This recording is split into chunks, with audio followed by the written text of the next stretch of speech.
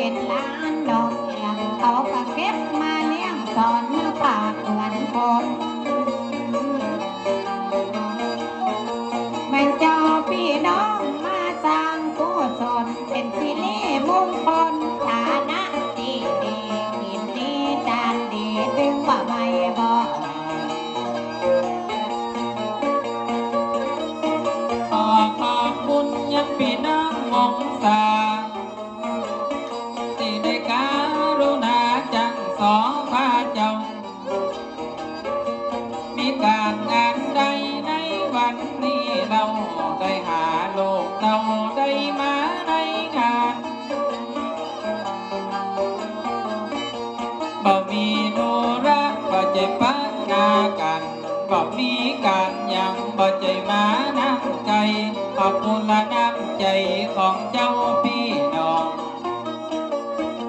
ว่าไม่ใหญ่แต่มันจังแป้ลมฝนกันลมเต้วบนเฮาจังทนบ่ได้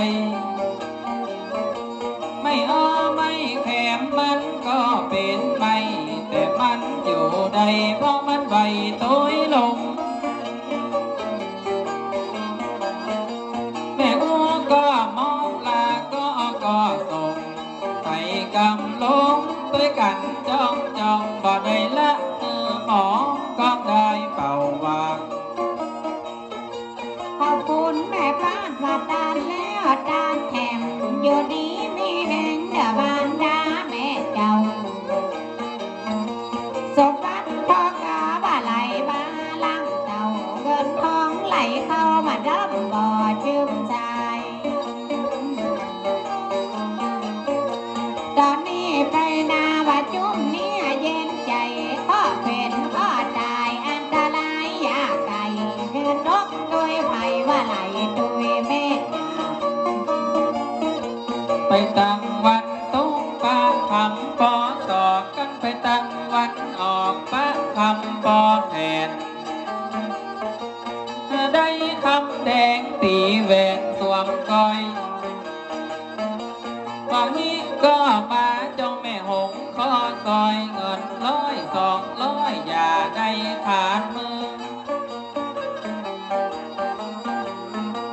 ว่าของดีสัตว์บ่สวัสดิ์มาเถิดอันนี้กันตุยกันเจ้ากาไม่จักยกมือสาตานมาเรียบร้อยได้ยกมายืนแม่ได้ยกมาปั่นสถาแม่พันโพธิเป็นเจ้าจะยกยอตานหาผู้บังเกิดเก่าของตัวแม่เจ้าซ้ำเป็นแม่มารดาว่าตัวแม่พันแม่อย่าตามไปหาแม่มารดาชื่อแม่อุ้ยแก้วได้มาแผ่วดวงวิญญาณเหล่านี้ว่าแม่อุ้ยแก้วยังมาโนรดอกเจ้าแม่อกเปิดมาตายละกัน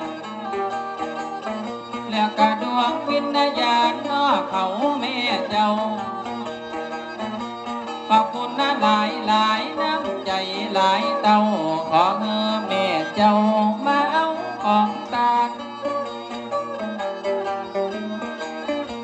ว่าเจ้าแม่พันจะยกยืนตานปันดวงวิญญาณไปเฮือแม่แก้วเมื่อใดไปแผ่วดวงวิญญาณเหล่านั้นจะยกมือไว้ไหนไปมือสาดอันนี้หมายจานยังอันแม่เจ้าจะกินยาดานว่าในวันนี้เราเพื่อผู้บังเกิดเก่าผู้ที่บ่ลานาวิญญาณแม่แก้วให้แม่อยู่ในนาเทวดานำมาเธอใดแม่ไปอยู่ใดดังใดแต่บางปีก็ปั่นของว่าน้องก่อนการดวงวิญญาณของแม่อุ้ยแก้วแห่งสำรับหนึ่งต้านมาแต่แล้วของที่ดอกแก้วชื่อว่าแม่พิน แม่พินก็ยังเบลิสเล่ในวันนี้แม่เจ้าต่างกินสถาแม่พินยกยืนแม่แก้วได้ไปแผ่วดวงวิญญาณเหล่านั้น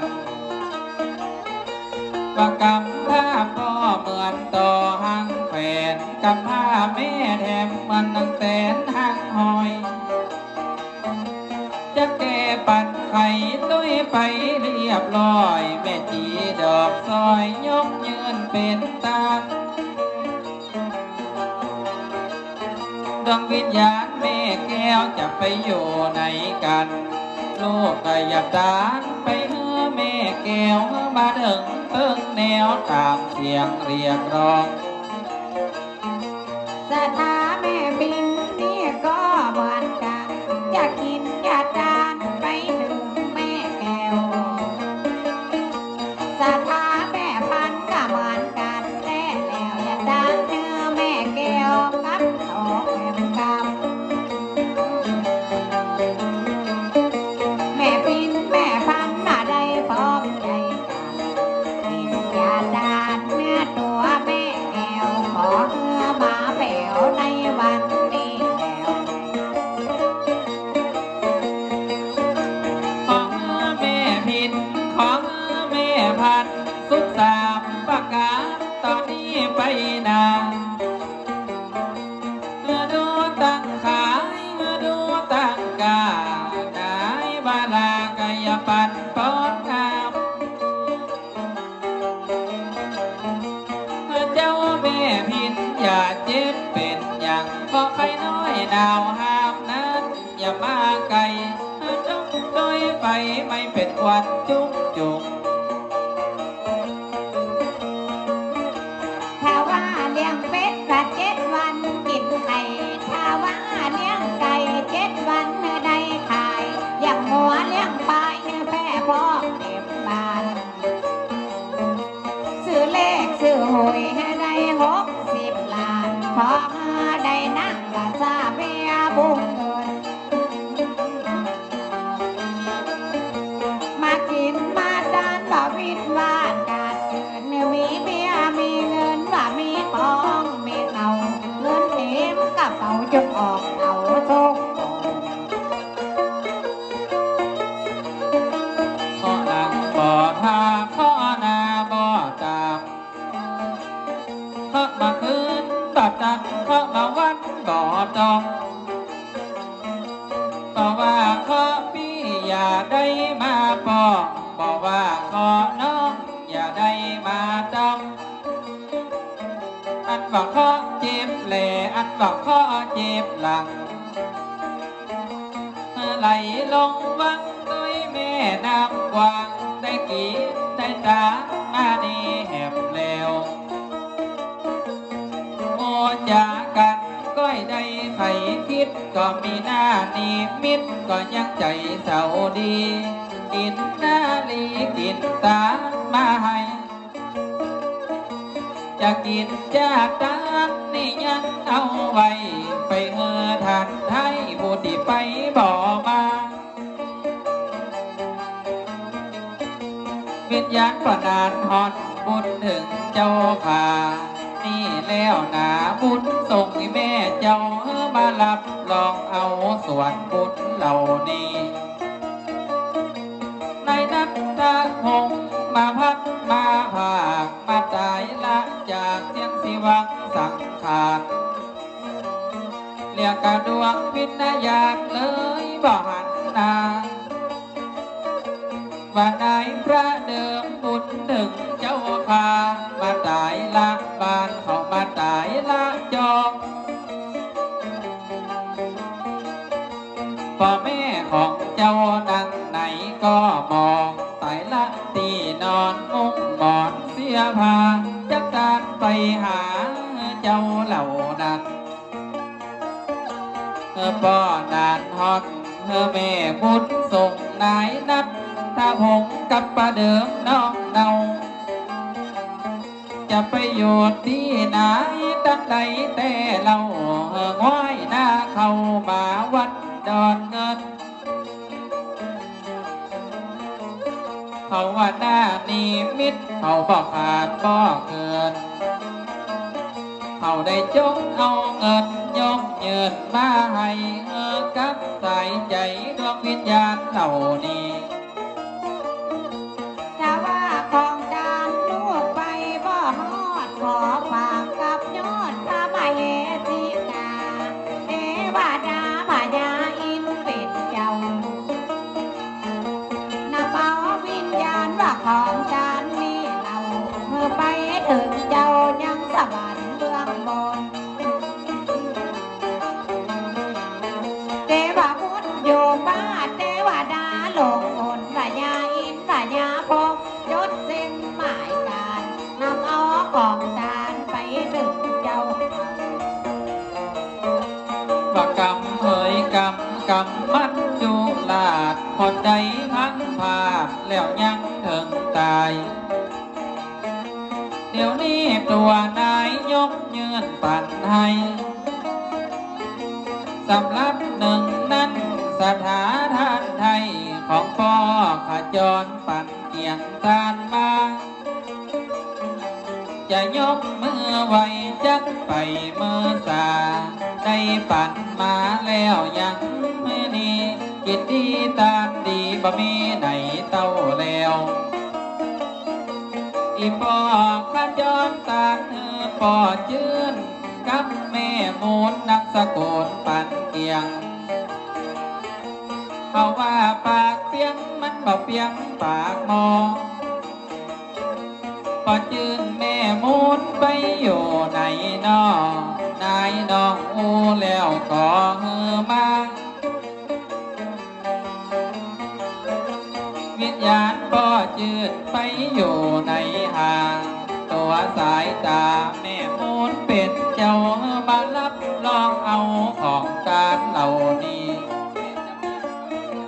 ว่าแม่จำเนียนนำสกุลปั่นแก้วตั้งใจไว้แล้วแต่ตั้งการนักนำเขาอย่าดานไปหาบ่เจ้าว่าหลอนบ่โดนว่าถ้ามองคนเจ้ากับเขาแม่เจ้ายังเขาแม่พอว่าดวงดอกไม้เก้าใดมันหอมวิญญาณแม่พองก็โดนก็ขาลงมาเอาของจานเจ้ากับเขาก็จื้นนี่ก็เหมือนกันมาเอาของจานเด้อมูลแม่ค่ะวิญญาณก็โดนโจดงหนาป่าจาขอเมื่อตั้งหน้าลงมาเอาของจานว่าหลอนแม่พองนี่ก็วันมาบ่พื้นบ่ดันมาวันก็ใดอยู่ที่ไหนเร็วไวยาตะแลงเป็นนกจับปากรับประตูตะแลงเป็นหนูจับหลังคาหลอกเขาตะแลงเป็นนกและตะแลงเป็นนกเก่ามาจับอยู่เขามาลำมาใหญ่ว่าดวงวิญญาณบัดพาไปอยู่ในไก่มาพาซาไหลลงมาหอดบ้านเอาของตานจากเจ้าแม่จันว่าควายแม่ว่องลากล้อดังเหนียวบาดเดียวแม่เฉลียวสุนัตะแม่เจ้าจะยกยอดตาในวันนี้เราไปเฮือพ่อเจ้าพ่อขาวเนื้อนายวิญญาณพ่อนั้นชื่อว่าพ่อขาวจีหมอกปองดาวพ่อบ่ได้มาไกลย้อนว่าพ่อตายนั้นไปเหี่ยแล้วว่าพ่อก็ตายเขาว่าลูกก็ตายห้องวิญญาณนายลูกนายของเจ้านี่ชาลัดตกไป นั่นเราคำหลอกหล่อเบาก็ได้ตายวังไว้ว่าที่ชาลัดนี่เขาละก็ตายละตัวนายแม่เฉลียวยังบานเอ็นดูสงสารเหียใบให้ลำว่าแม่ข้าเหลวกินก็อาวรณ์นอนกะอะไรอยู่ใดดินไหนก็ไข่ห้องไข่ไทยคิดถึงพ่อข่าวคนนี้ปลอดภัยไปอยู่ป่ามังอยู่เขาดอยจันทร์ว่ามีชาลัดนะพูดที่เป็นลานมาเอาของดานด้วยขาวก็ขาเมื่อลงมาด้วยกันเจ้า วิบากอย่างน้อเกิดนี่เหมือนกัน จะได้มาตายละกันทรยันออกบาน กันบุญมีแต่เจ้าซอยดอกป้าเธอกับเกินหน้าหลังเกิดหอกต้องใจค่าบัดเดียวนี้แล้วจักย่อมือสาแม่เฉลียวบานดาจักตานไปให้ไปถึงปัจจัยวิญญาณเหล่านั้นเขาว่าเจ้าตั้งหลายอันว่านายตั้งโมที่มีจึกที่มีชื่ออยู่ตามเส้นจดหมายอยู่สุขสบายเนื้อนายท่านเจ้าที่ได้ยกมือสาดตานมาแต่เรากำเดียวเจ้าเฮาอย่าห้ำกันนะตานว่าของแม่น้อยกับอีแม่สมหวังไปฟังกับประเสริมว่าอันแม่ล้อมคนงามใจเย็นเย็นเนอพี่น้องไก่น้องฟ้อนไก่ฟ้อนสองแขนละไก่ฟ้อนแห้งแห้งเอาจดแขนลักปองเปิ้นปั่นใบแดงจะไปให้ไปหอดไทยลาลูกฟ้อนเป็นเจิงเป็นลายเปิ้นปั่นมานักเขาว่าปั่นมาลายเอาไว้เป็นน้ำใจน้ำมันกับบ้านยันระยะหนทางสิทำมันไก่ลำฟ้อนกันเนาะ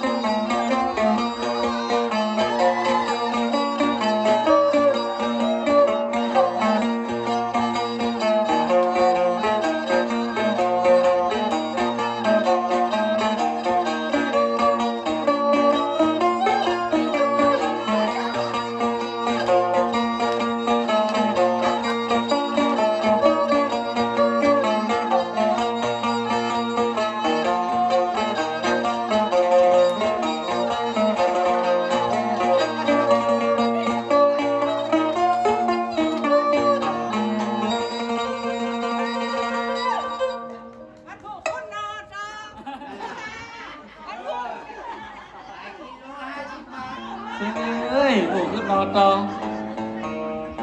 ไปเอาเฮ็ดทอบมาขายก็ได้ว่าแม่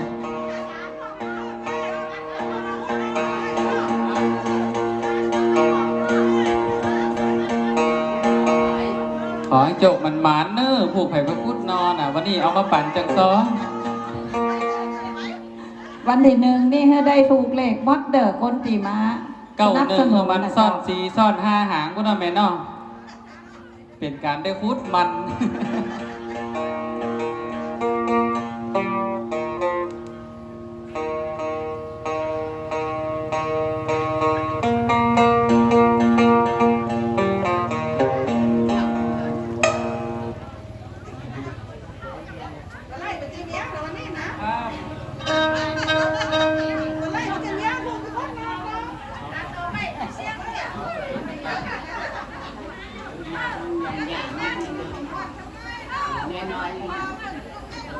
นะครับฟังได้ฟังนะนะครับนอกกันตานของแม่น้อยบุญชื่นนะครับ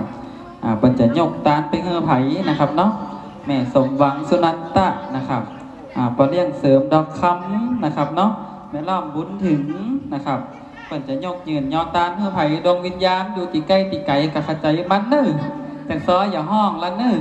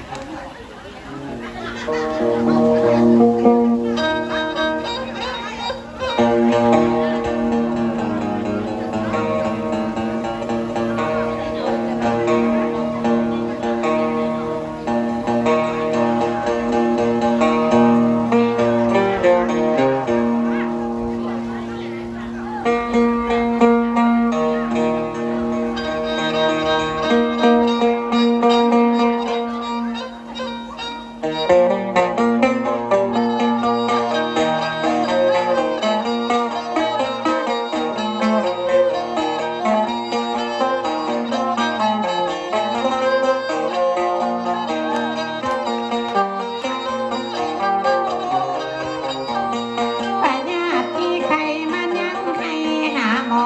แมวพ่อยหางหมอยังรอกินป่ายางถ้ากินบ่พอหัวคอจะข้างกลางกันเฮากินบ่จ้างหัวกลางจะข้างคอ แม่ยินมาจ้างกลางข้างคอเนี่ย ข้าแต่บ่ให้บ้านอยู่ใกล้หมอถ้ากลางข้างคอข้าแก้ไขออกใจว่ามันทำไมล่ะเก้ากลางป่าจ้า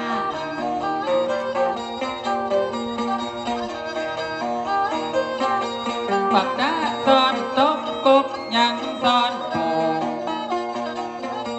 ที่กุ้งในหูมันยังซ่อนกันใดจะเอาป่าน้อยมาซ่อนป่าใหญ่ เอาตัวไข่ไข่จะมาบายสักดอน มาปะกันแล้วเขาแม่บ้าสอนไปทำนองตัวไปแม่นมันจะไขเฮือฟังกาลาเมื่อนี้จะเทหนองแรงลิ้นมันไปไหนจะตายดงอภัยจะได้ห่างด่วน เล่นมันหายกุ้งกินมันกัน หอมบัวล่าเลิงมันมาเปิงน้ำตวนมันอย่างมามวนดอนเงินมีงานว่าเอาเตอหนอมาหยับตักอาญาหามดาวปลายสร้างทุกปลายไม่หาเดินตามมาหาเจ้าพี่น้องว่าเอาเตอหนอบอกได้ละมองซอยสถาแม่น้อยบุญชื่นเป็นเจ้า ได้ยกมือสามยอดตามแต่เรากับพ่อเจ้าชื่อว่าพ่อตาว่าเจ้าพ่อนั้น ไปอยู่ในหาเจ้าพ่อตาแม่เต็มเป็นเจ้ามารับลองเอาของตาเล่านี่ห้องอย่าไปนานขาดอย่าไปยากกันตัวลำบากคนต่างมาบ่ไหวเอาเงินใบของแม่น้อยไปจากเจ้าพ่อตาไปกำเอาแขนของแม่เต็มอย่างนั้นแม่ได้หนีออกบ้านไปเมินห้องอย่าไปนานขาดอย่าไปยากกันอยู่ลำบากหนทางเหลือเกินสีน้ำเงินเขาอย่าเอิญมานี่เอาของด้านดีจากเจ้าแม่น้อยว่าหลอนวันนี้นะอย่าเล่าใครกันอันนี้หมายจานยังเขาแม่น้อยอยากกินอย่าดานแล้วยังโกหอยว่าเงินแบ่งร้อยอย่าโอทิศหมายตาไปคือพ่อตาแล้วก็แม่เต็มมือมีกรรมมีเวรเดินเต็มแม่ตาเมื่อลงว่าของตาเจ้าวิญญาณแม่เต็มไปอยู่ในอาวิญญาณพ่อตาหยดดอกแหน่ออกใจได้ยินเสียงซ้องหาทานไก่เมื่อรีบมาได้มาเอาของตาอย่าได้เรียกร้องแล้วยังอ้างกันว่าดวงวิญญาณอยู่ในตัดเจ้าเพื่อมารับรองเอาว่าของตาตันว่าโอกันแล้วมันอย่าไปเป็นอย่างแม่สมหวังสุนัขตานีว่าเอาเจ้าแดนเข้ามาแขวนเจ้าตีแม่ตาลมานี่เป็นเงิน1 ใบว่าเจ้าสมหวังแม่บัดาลไปไหนยกตานไปซออยู่จนกับนายอำพลจะทำนั้นแล้วนายกำพลจะไปอยู่ไหนหนอเดี๋ยวนี้จังซองหาโจรได้จะไปเกิกไปกาจะไปห้องไปให้อยู่ดงป่าไม่ห้องแล้วก็เฮือมาว่าเจ้าสมหวังแม่จักตานหาไปอยู่ในกาอยู่นงหนาป้ากวางดวงวิญญาณกับพลว่าแล้วใส่ลงมือไว้จัดไปมือสามแม่สมหวังคนดีแม่เจ้าว่าสุขนันตานำสกุลนำเราอย่าตานหาลูกเจ้าเชื่อว่านายกำพลว่าหลอนวันนี้บ่ได้ไหลลงวิญญาณกำพลไปอยู่ในว่าหรือว่าโวของตาในวันนี้ว่าดวงวิญญาณฝัน1 ซอย1 แสงหรือว่าก็กำแพงอยู่ด้านเหนือด้านใดแล้วก็ท่านโมโหนะแม่ว่าได้กำพลว่าไปยังอาถรรพ์ไทยมารับเอาได้ที่พระพุทธธรรมว่าดวงวิญญาณว่ามาเก็บมาเก่าพระพุทธพระธรรมเป็นพญาณดีดีด้านดีดึงว่าไปบอกว่าน้องลาบ่บินปัจจังกำปีกเพิงยังป้อเลี้ยงเสริมดอกคำป้อเจ้าจะยอมมือสาผ่านหน้าใส่เก่าตาเนื้อป้อเจ้าแสวงดอกคำ อีปอแสวงบัดมานั้นตายละได้เป็นพระกอยตีเหมือนกันดวงวิญญาณป่อแสวงเจ้าว่าพากลับขึ้นมาในเวลานี้แล้ว เป็นพ่อเป็นแม่เลี้ยงลูกพูดตานี่แล้วกายังแสวงพ่อเจ้าพ่อตายไปแล้วในวันนั้นเราเสริมพ่อเจ้าไก่ยากินอยากดังว่าในวันนี้เฮอมาโหมาหันดวงวิญญาณที่ในห้องนั่งไก่จะไปอยู่ที่ไหนแสวงพ่อจัน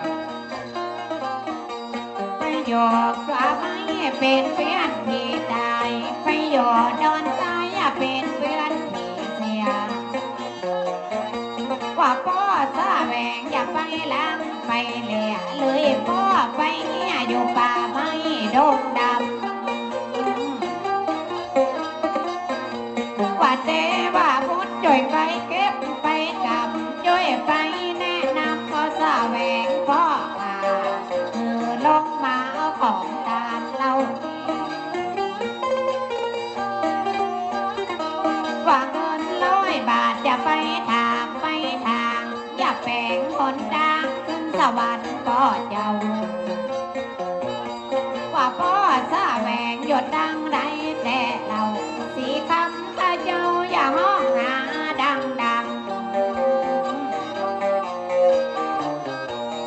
พ่อแสวงมาเก็บมากำเอาของดานแล้วยังพ่อมา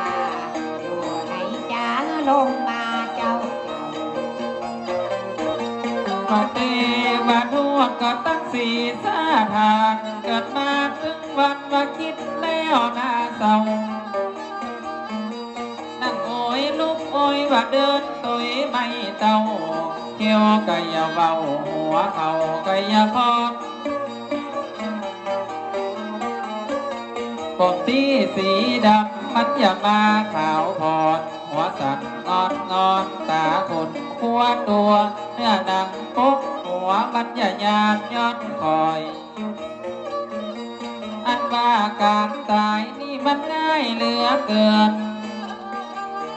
ตายนั่งตายยืน108 ปันเก่าห้องบ่อตักแก่บ่ได้สวมไม่เต้าห้องบ่ได้เข้าลงลำลงเลียนห้องตายยังต้องบ่ตักขีดตันเขียน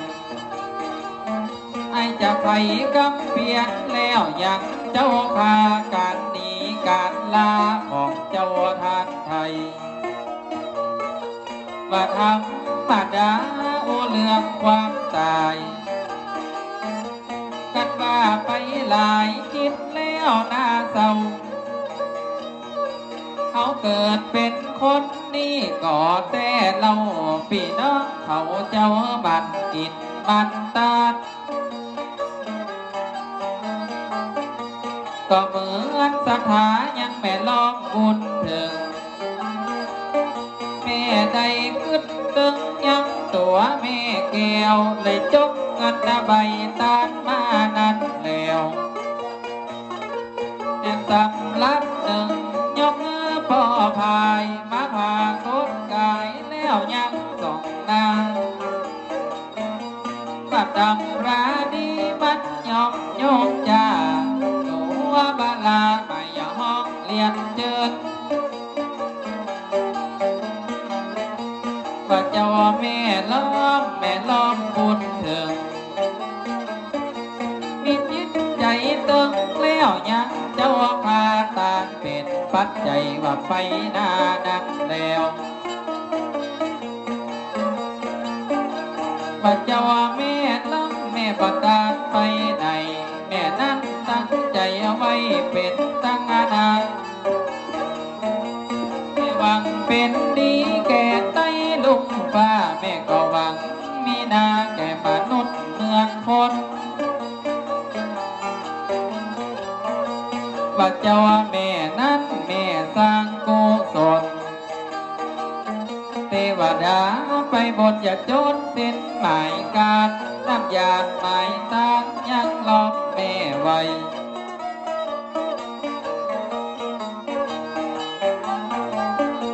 ว่าบทบาท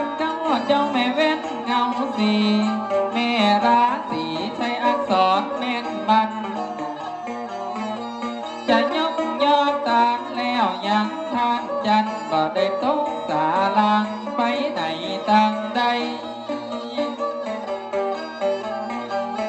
เจ้าบอกเกิดตาซาเจ้าบลาตาโกยยกมือผู้ว่าอินสวยแล้วยังเจ้าคาลงมาหาเอาของตาลูกน้อย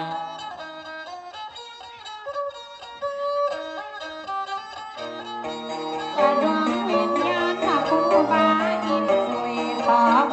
บาจุยแต่จักนักนำมาเอาของดังเด้อผู้บาเจ้าอย่าห้องเรียกหาในเวลานี้เราผู้บาเจ้าอยู่ในมาที่เขาจำซ้อในห้องเรียกหาอยู่ในบ้านเมื่อมาเอาของการในวันนี้ว่าพ่อด้วยทองนี่ก็เหมือนกันเมื่อมาเอาของการเนื้อตัวพ่อเจ้ากับเขาแม่นาบัดท่ามองคนเราว่าหลอนพ่อเจ้าแม่ยังสองคนว่าพ่อหน่อยทองพ่อใดไหลลงลอยเวียนวนว่าลงมาแม่ขาวิญญาณแม่ลาลงมาเจ้าผู้บาอินสวยกับตัวพ่อทองปากไว้ใจอ่อนเขาจะยกมือสากับแม่ลาแอบพ้นเป็นเจ้าอย่าไปโยดงหนาดงผาป่าเศร้าเดี๋ยวนี้ทักเจ้าเขาอย่าห้องอย่าเจิดตัวราตรีแม่จะยกยอสานเป็นนาบานาลังปัดใจไปนาสมภาธาดาจังสอว่าไวผู้บาอินสวยเอาบุญไปช่วยแต่ตั้งหนักนำก่อทองแก้มลำแม่ลาแม่เจ้าเมื่อป้ากันมาของด้านแต่ลำผู้บาท่านเจ้าได้เป็นเจ้าของด้านของท่านเจ้านั้นป่าเอามาหับของด้านฐานะนี้ดีกินด้านดีตึกบ่ไม่บอก ได้ฮักหมายตาของแม่จันเป็กพระจันทร์มัดเพชรไผ่เกตมัดบางว่าแม่จันเป็กนำสกุลบางครั้งแม่ยกยอตาลมานีหลายใบตันพ่อดานอุดมังคังได้ตายกับตัวนายยังแม่อุ้ยบีจอละนี้ตายไปเรียบร้อยแอบดวงวิญญาณนี้ของนายเฟมมาหูมาเห็นเพราะฉะนั้นส่องแจงว่าก่อนนายเฟมเขาบ่ได้โอแกงโอ้ส่องแจงก็ยังดวงวิญญาณเจ้าอีแม่จันเป็กยกเยินตามควายกับตัวนายสามดวงเจ้าพาง่วยลงมาเอาของตาเดี๋ยวนี้